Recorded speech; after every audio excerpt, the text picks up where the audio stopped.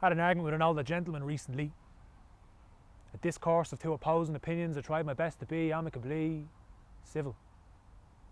But there was one thing that seemed to deem this conversation fruitless: the fact he was a traditional old divil. Not that he was sentimental in the old days, in ornamental sense of homophobic ways, that he had a fear of gays and others that he seemed to deem different. This fear of queer, or anything else near, it challenges the balance of power that is held quite dear to the likes of him. For you see, this man was the epitome of the heteronormative. Told him nothing is concrete, even gender is performative, but he disagreed. And about this time the barmaid turned around to face our hypothetical battleground. She said, "To mind his sort of love, they're all ignorant pricks. Should they be going around calling people bundles of sticks?" Well, he didn't like that.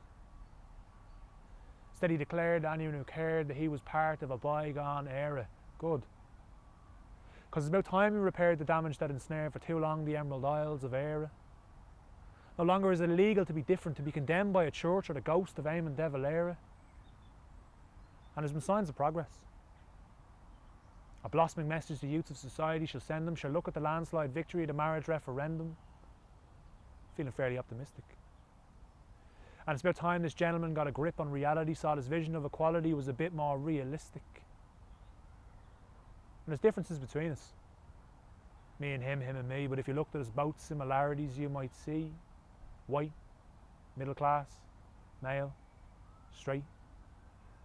But while his sort bars the door, our sort helps to open that gate. Because we're all part of a new Ireland. One with a bit more fluidity, a country with a little less fucking negativity towards those brave enough to challenge the norm.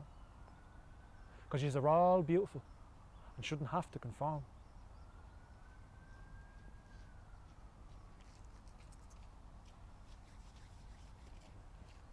Anyway.